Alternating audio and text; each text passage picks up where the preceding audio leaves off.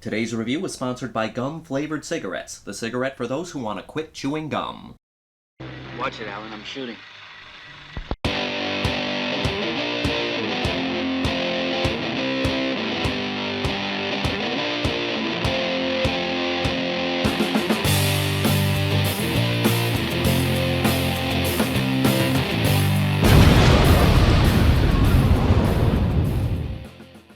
Don't go in the woods. Huh? AKA, don't go in the woods alone. We've got another one of these don't movies today. I've said before, I find it funny that there are so many movies that begin with the word don't. So many, in fact, that, in a way, it's become its own genre. Technically not a real genre, but it's fun to think of these movies as their own misfit genre. Oh, you won't let us be a genre? Then we're going home and making our own genre.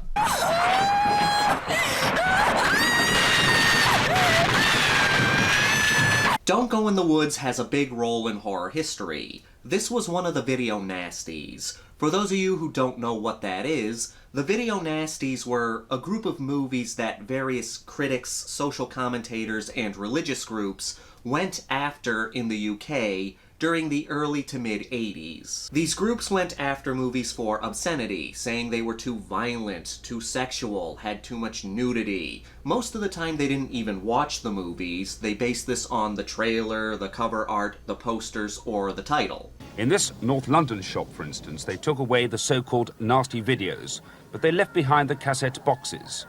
The attached wrappings say simply, not to be seen by those of nervous disposition. Eventually, 72 movies were put on the Video Nasties list, and 39 of those movies were prosecuted. Such movies that were unfortunate enough to be prosecuted included Cannibal Holocaust, Cannibal Ferox, Zombie, House by the Cemetery, I Spit on Your Grave, Blood Feast, The Burning, Bay of Blood, The Driller Killer, and many more, of course. There's a lot more information on this subject out there. Hell, there's plenty of videos on YouTube with more details about the Video Nasties, but that's the gist of it here. The appetite for illicit films increased, and soon the press whipped themselves up into a good old-fashioned tabloid frenzy.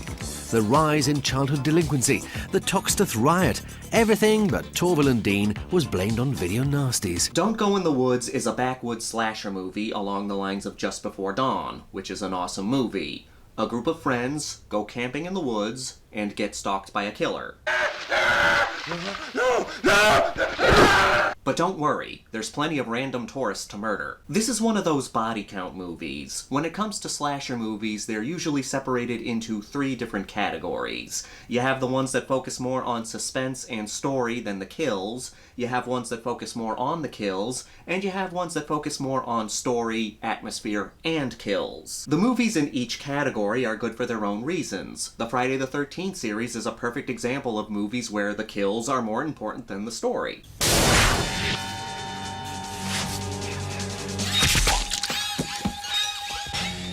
Those movies are a lot of fun. Don't Go in the Woods sucks. Before we get into my gripes with this movie, I have to say, the kills are very good.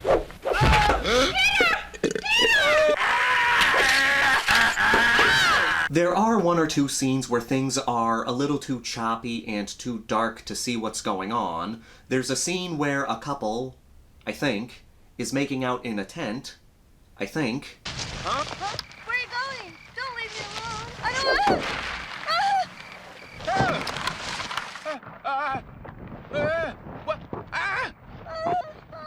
What the hell was that?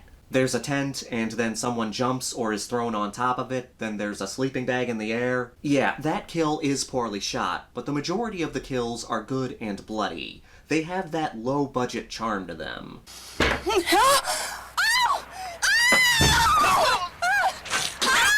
We get an interesting killer here. He's this wild man who lives in the woods and runs around with a machete on a stick. He has a good design. It's like a mix between Papa Jupiter from The Hills Have Eyes and one of the cannibals from Green Inferno. There's not much else to him, he's just this wild man who runs around killing people.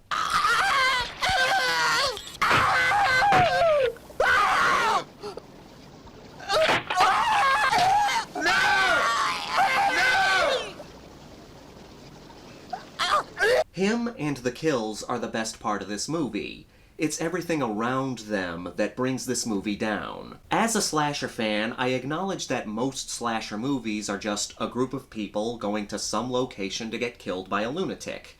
Slasher fans such as myself don't ask much of our slasher movies. As long as we get some good kills, some entertaining moments, and some entertaining characters, we're happy. Don't Go in the Woods is one of the most boring slasher movies I've ever seen. There's nothing but padding around the kills.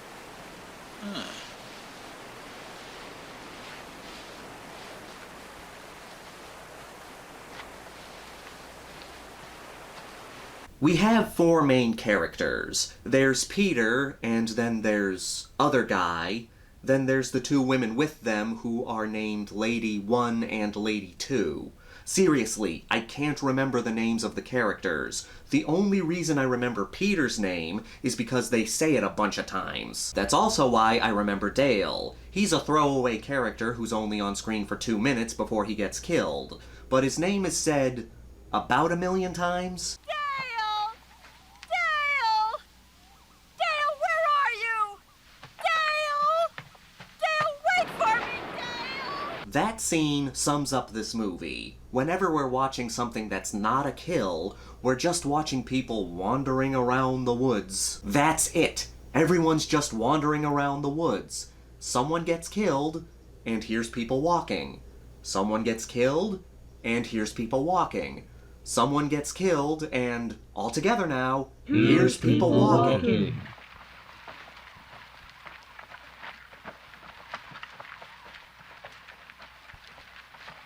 Are we near the cabin? You could go from here to the old cabin tonight. The movie meanders so much, even the dialogue wanders off. At first, all they noticed was a strange, sickening smell. Huh? As great as the kills are, the movie even fucks that up. We cut to random characters that are just there to die. That's not the problem. I'm fine with bodies piling up. But guess what we're treated to before they get killed? That's right, them wandering around the woods. The worst offender of this is the painter in the woods. This death is proudly featured on posters and cover art for this movie. But before we get to this kill, we watch this woman fill a jar with water from a creek and walk all the way back to her campsite.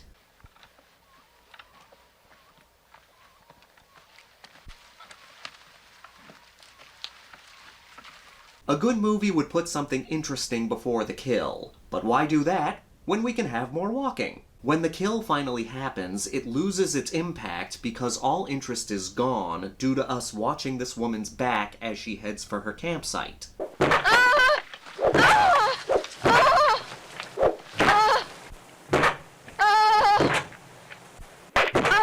It's a shame because this cover is awesome. I would love a poster of this. This cover draws you in and makes you want to watch the movie. Oh well.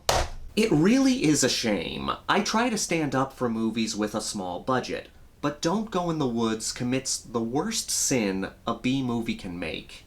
If you can't make your slasher movie scary, or for lack of a better word, good, at least make it entertaining. This movie focused so much on its kills that it forgot to make a movie around them. Let's get to the Grindhouse rankings. We've got a body count of 15.